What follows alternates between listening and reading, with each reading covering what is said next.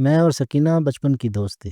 رشتے میں کزن بھی تھی اور گھر پاس پاس تھے، لہٰذا ہمیشہ ساتھ رہا کرتی تھی۔ بچپن کا سہانا وقت ابھی بھی یاد ہے۔ بڑے بڑے کہتے تھے کہ لڑکیوں کو جوان ہوتے دیر نہیں لگتی۔ وہ سچ کہتے تھے، کیونکہ ہم دونوں ہی ہنس کھیل کر دیکھتے ہی دیکھتے جوان ہو گئی تھی۔ اب ہمارے مستقبل کے بارے میں مائیں فکر مند رہتی تھی۔ سکینہ بہت خوبصورت تھی، اسی غرور کے باعث وہ تند مزاج نک چڑی تھی۔ وہ دوسروں کی صورت میں کیڑے نکالتی تھی، ان سے لڑائی ہو جاتی تھی۔ میں اسے سمجھاتی تھی کہ صورت اللہ تعالیٰ کا عطیہ ہے، تم دوسروں کی دل آزاری نہ کیا کرو، مگر وہ میری بات ایک کان سے سن کر دوسرے سے نکال دیتی تھی۔ ماں باپ اس کے لیے ایسا لڑکا ڈھونڈنا چاہتے تھے جو شریف گھرانے سے ہو اور بہت ٹھنڈے مزاج کا ہو، تاکہ وہ سکینہ کے غصے کو سہ سکے۔ وہ ایک صابر اور تحمل مزاج داماد کی تلاش میں تھے۔ کچھ تگ و دو کے بعد ان کو ایک ایسا رشتہ مل ہی گیا۔ لڑکے والے سکینہ کے گھر آئے اور اس کو پسند کر کے اپنی رضامندی کا اظہار کر کے چلے گئے، اور چچا اور چچی کو اپنے گھر آنے کی دعوت دے گئے۔ کچھ دن بعد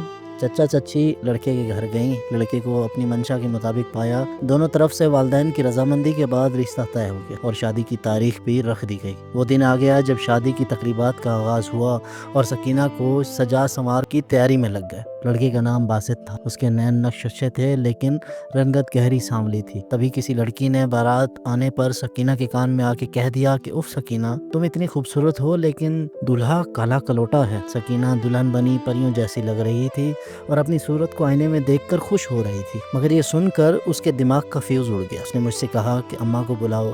جب میں چچی جان کو بلا لائی تو اس نے رونا شروع کر دیا کہ آپ نے میرے لیے کالا کلوٹا ہی لڑکا ملا تھا، ساری دنیا کہہ رہی ہے کہ لڑکا کالا ہے، آخر آپ نے اپنی بیٹی سے کون سا اتنا کام لیا ہے؟ ماں باپ دونوں نے ہی لاکھ سمجھایا کہ کسی نے غلط کہا ہے اور ہماری خوشی کے رنگ میں بھنگ ڈالی ہے۔ لڑکے کے نقش تیکھے اور خوبصورت ہیں، بس ذرا سا سانولا ہے مگر پرکشش۔ صورت میں کیا رکھا ہے، اس کی سیرت لاکھوں میں ہے۔ ماں باپ کی التجاؤں کا سکینہ پر کوئی اثر نہ ہو۔ وہ شور مچانے لگی اور کہنے لگی کہ ہرگز کالے لڑکے سے شادی نہیں کروں گی، نکاح کے وقت انکار کر دوں گی۔ والدین جانتے تھے کہ وہ بے حد ضدی ہے اور ایسا ضرور کر گزرے گی، تب عزت خاک میں مل جائے گی۔ چچا جان میرے والد کے پاس آئے اور اپنا مسئلہ بیان کیا۔ ابو بھی سوچ میں پڑ گئے، سب حیران پریشان تھے اور ماں کو سختہ ہو گیا تھا۔ ہر ایک کی زبان پر ایک ہی بات تھی کہ اگر بیٹی اتنی ضدی تھی تو اسے لڑکا پہلے دکھا دینا چاہیے تھا، پھر ہاں کرتے، مگر اب کیا ہو سکتا تھا، وقت تو بیت چکا تھا۔ جب سکینہ نہ مانی تو مسئلے کو لڑکے کے والد پر کھولا گیا۔ وہ بیچارے بھی ہکا بکا ہو گئے۔ بالآخر جب بارات واپس جانے لگی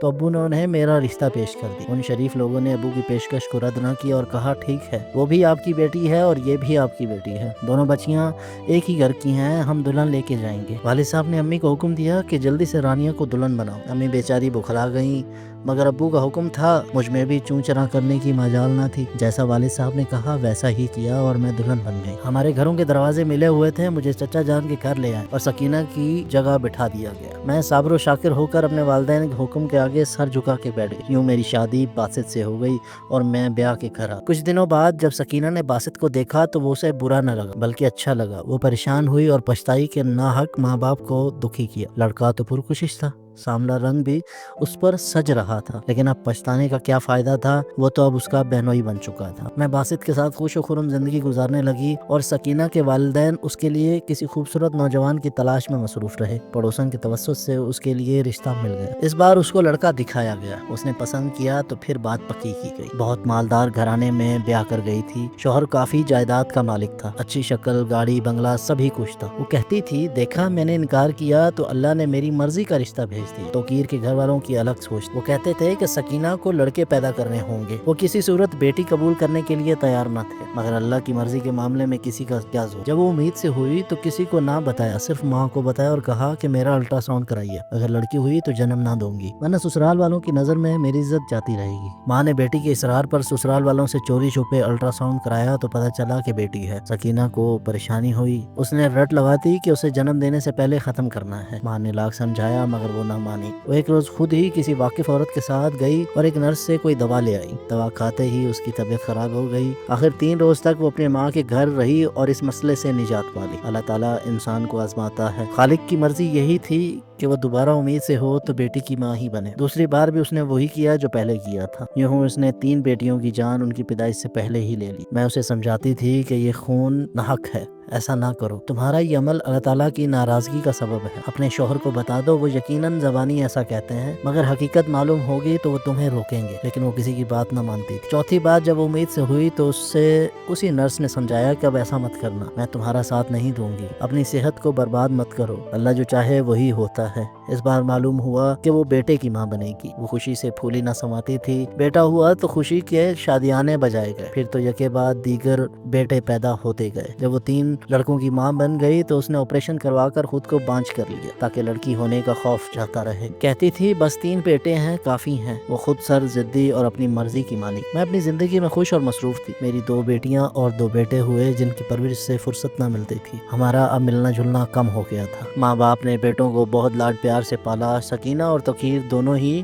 اپنی اولاد سے بہت محبت کرتے تھے۔ وقت گزرنے کا پتہ نہیں چلتا، اولاد جوان اور ماں باپ بوڑھے ہو گئے۔ بڑے بیٹے جب تعلیم مکمل کر چکے تو باپ کے ساتھ کاروبار میں شریک ہو گئے۔ ہر ماں کی طرح سکینہ کی بھی آرزو تھی کہ وہ اپنے بیٹے کے سروں پہ صحرا دیکھے۔ وہ بڑے بیٹے کی دلہن تلاش کرنے لگی اور چونکہ شروع سے حسن پرست تھی اس لیے ایک ہی گھر کی 2 لڑکیاں پسند کر کے دونوں لڑکوں کی اکٹھی شادی کر دی۔ سب بہت خوش تھے کہ گھر میں چاندی جیسی بہویں آ گئی ہیں۔ وہ مجھے کہتی تھی بہوؤں سے بیٹی کی کمی پوری ہو جاتی ہے، بہویں نہیں بیٹیاں لے کے آئی ہوں۔ جب تیسرا بیٹا بیاہ دیا تو اس کی بہو آ جانے سے گھر کا ماحول ناگوار ہو گیا۔ دونوں بہوؤں نے تیسری کے خلاف محاذ کر لیا۔ یوں سب ایک دوسرے سے کھینچے رہنے لگے۔ سکینہ پریشان تھی اور اس کی صحت خراب ہو رہی تھی۔ اب تینوں بھائیوں نے فیصلہ کیا کہ ساتھ رہنا مشکل ہے، لہٰذا الگ الگ گھروں میں منتقل ہو جائیں تاکہ تناؤ کا ماحول ختم ہو جائے۔ انہی دنوں توقیر بھائی کو دل کا دورہ پڑا اور وہ خالق حقیقی سے جا ملے۔ اب لڑکوں کی بنائی انہوں نے کاروبار اور جائیداد کا بٹوارا کر لیا۔ باپ کی وفات کے بعد لڑکے بیویوں کے ہو گئے اور ماں سے رویہ بدل لیا۔ وہ انہیں بوجھ لگنے لگی۔ بہوؤں نے بھی توہین کرنا شروع کر دی۔ بیٹوں نے ملی بھگت سے جائیداد کے کاغذات تیار کیے اور ماں کے جعلی دستخط انگوٹھے لگوا کے سب اپنے نام کر لیا۔ سکینہ کو جب بیٹوں کی اس چال کا پتہ چلا تو انہوں نے ساری جائیداد اور سرمایہ اپنے نام منتقل کرا لیا ہے تو وہ سخت صدمے سے دوچار ہو گئی۔ پھر یہ سوچ کر کہ اب کہاں جائے گی، بالآخر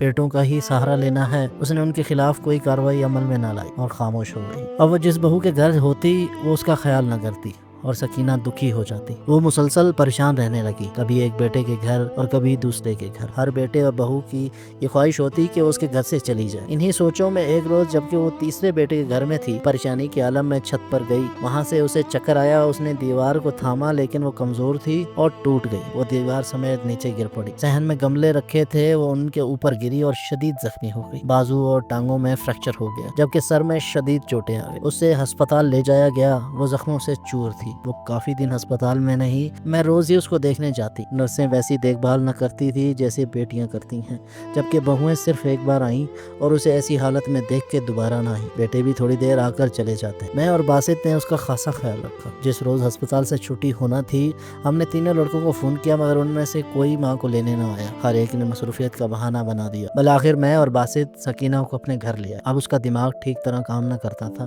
لیکن وہ بیٹوں کو ہر گھڑی یاد کرتی تھی۔ کبھی کہتی آج اگر کوئی بیٹی ہوتی تو وہ مجھے اس طرح اس حالت میں تنہا نہ چھوڑتی۔ اے کاش میں بیٹوں کی پیدائش میں رکاوٹ نہ ہوتی، شاید اس گناہ کی سزا مجھے ملی ہے۔ کس معذوری میں میرے بیٹے اور بہوؤں نے مجھے تنہا کر دیا ہے۔ میں اسے تسلیاں دیتی اور کہتی کہ میری بیٹیاں تمہاری ہی بیٹیاں ہیں، وہ تمہاری دیکھ بھال کرتی ہیں۔ وہ اپنے گھر نہ جا سکتی تھی کیونکہ اس کا کوئی گھر نہ تھا۔ بیٹوں کے گھر بہوؤں کے تھے، وہاں اس کی دیکھ بھال کرنے والا کوئی نہ تھا۔ والدین وفات پا چکے تھے، بہن بھائی بھی کوئی نہ تھا۔ وہ اب بالکل تنہا تھی۔ وہ زندہ تو تھی لیکن کسی لاش کی طرح۔ سب کچھ آنکھوں سے دیکھتی تھی مگر کچھ بول نہ سکتی تھی۔ چلنا پھرنا تو دور کی بات، وہ اپنی جگہ سے ہل بھی نہ سکتی تھی۔ اس کے بیٹوں نے مڑ کر نہ پوچھا کہ ہماری ماں کس حال میں ہے۔ سکینہ نے بالآخر ہمارے گھر ہی جان دے دی۔ انتقال کے بعد بھی بیٹوں نے ماں کا پتہ تک نہ لیا۔ اللہ کی ذات سے دعا ہے کہ اللہ پاک ایسے بیٹے کسی دشمن کو بھی نہ دے، اس لیے ہر حال میں اللہ کی رضا میں راضی رہنا چاہیے۔ اگر آپ کو میری کہانی اچھی لگی ہو تو میرا YouTube چینل ضرور سبسکرائب کیجیے۔